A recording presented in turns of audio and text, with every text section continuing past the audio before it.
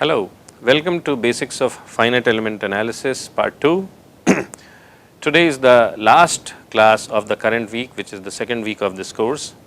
In last class, we had shown uh,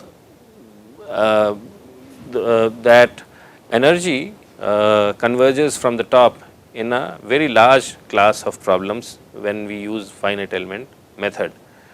And this is especially true for linear and conservative systems.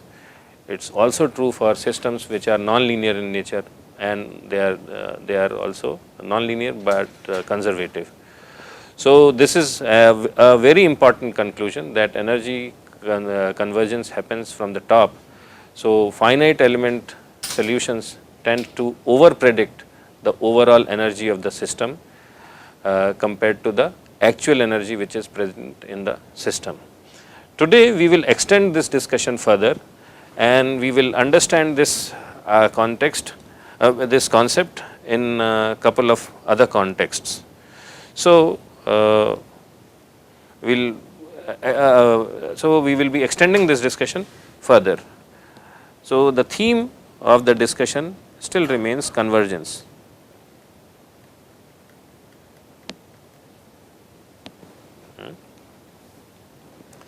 Now earlier we had shown that energy convergence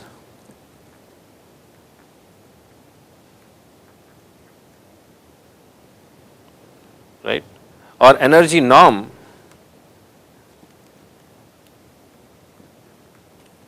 and we had designated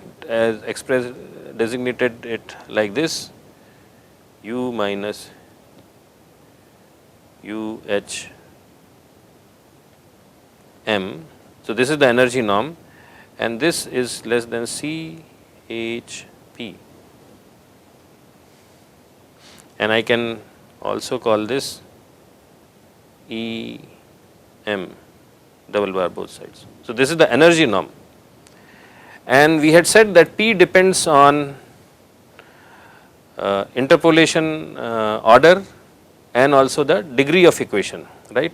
So now I will give you an expression for P. So P is equal to K plus 1 minus M. How did I get this number? This is based on several theoretical studies. So if you want to understand the theoretical principle underlying this definition of P, you will have to go and do some literature survey. So this is this. Here 2M is the order of equation, and K represents the degree of interpolation function.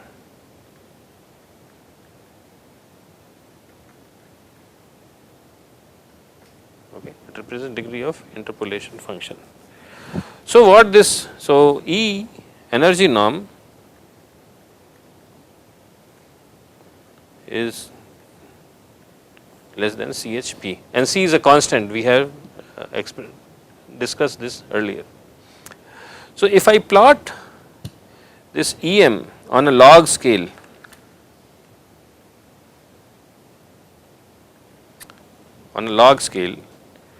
and of course H, it relates to element size.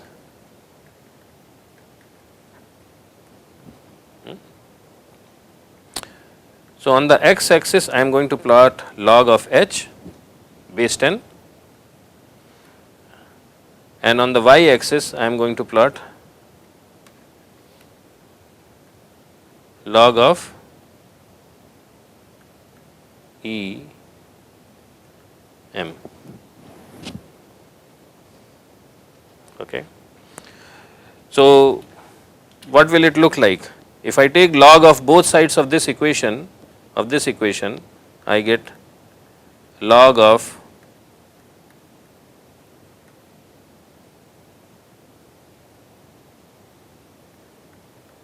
log C plus H log, P log H.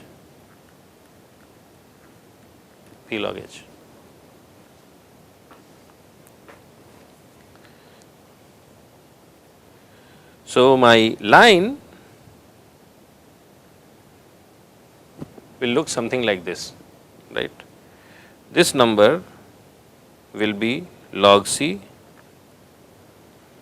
and the slope will be P. Slope will be P, right. If P is equal to 1,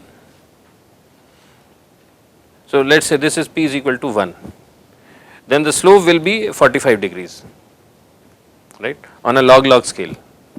If P is equal to 2, then slope will be sharper.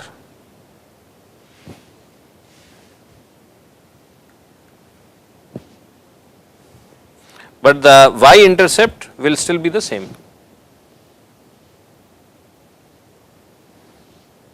Y-intercept will still be the same, which will be at log C. So, what does this show? So, if P is equal to 3, we can make one more line. Slope is even steeper. So, we make some very important observations. First, if P increases, so does convergence, right. If P increases, so does convergence. What does it mean? I mean, here convergence is happening faster, it has much faster pace. Here P is less, it is 2, so it is a somewhat slower convergence. Here P is 1, it is a slowest convergence, right. And we can increase P can be increased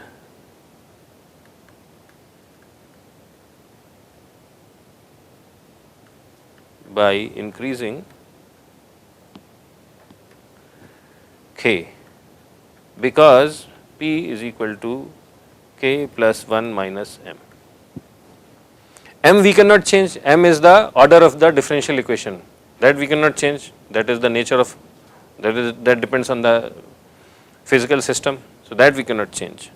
So, we can increase P by increasing K. Second observation,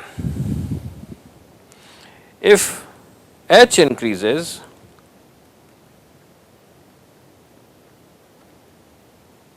increases, so does convergence, right. But it depends on, but P convergence is faster, because here we are changing the slope by increasing the P. In case of H, we are just moving from here to here, but when I increase the slope, so if I increase, let us say H, it increases from here to here, right. If I increase P, this change is much larger. If I increase P further, it becomes even more vertical. If I increase P further, that gap keeps on growing much larger. So, P convergence is faster. Third, P goes down as M goes up. So, second order differential equations converge faster than fourth order differential equations.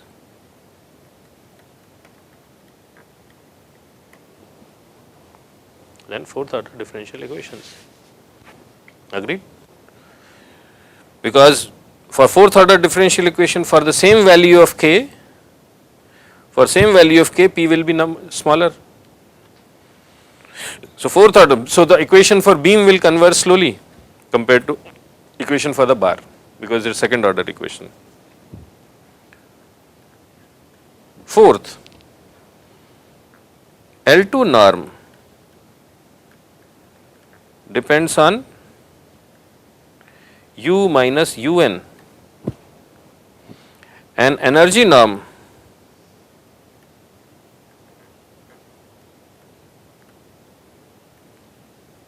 depends on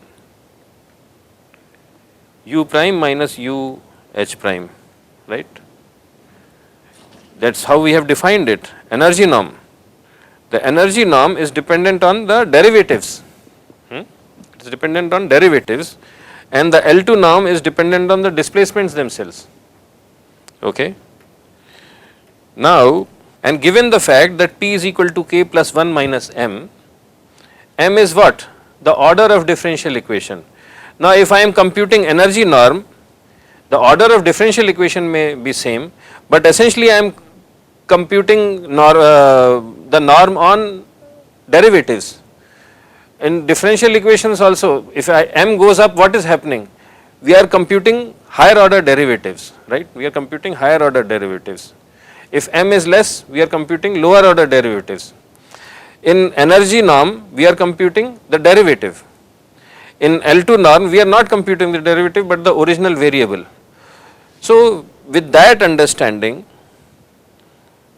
L2 norm converges faster or slower? Faster than energy norm.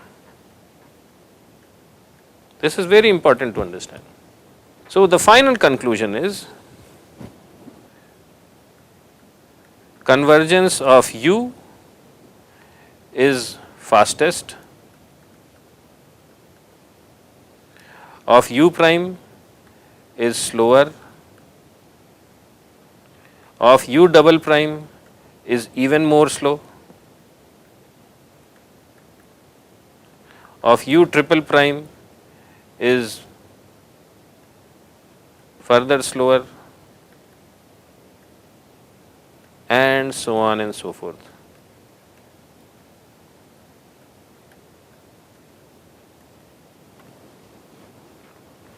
Okay? So, in any FEA problem, if you are just interested in the displacements, the primary variables, they will converge very fast. But if you are interested in strains, even though the displacement may have converged, the strains may not have converged because they are dependent on what? The derivatives of U. If you are interested in bending moment, what is bending moment? E times I times second order of derivative, second order derivative of W, that will converge even slower. So, it is very important to understand this, that if you are interested in derivatives and higher order derivatives, then maybe you have to make even more fine mesh, because even though displacement may have converged, that does not mean that derivatives have converged. So, this is very important to understand. So, with this understanding, we will just make a small table. So, suppose, so U does not necessarily mean displacement only in axial direction. Here I am talking U in general, it is displacement or primary variable. This is its first derivative, this is its second derivative, this is its third derivative, right. Let us look at K. K is the stiffness. K is stiffness. So, this is force by displacement, right. Then look at omega, natural frequency. This is, it is what? K over M. K over M. Then let us look at energy.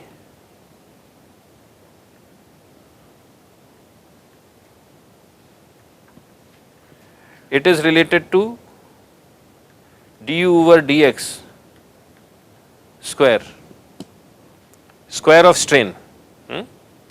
Then look at bending moment. It is related to EI W prime prime, second order derivative of W.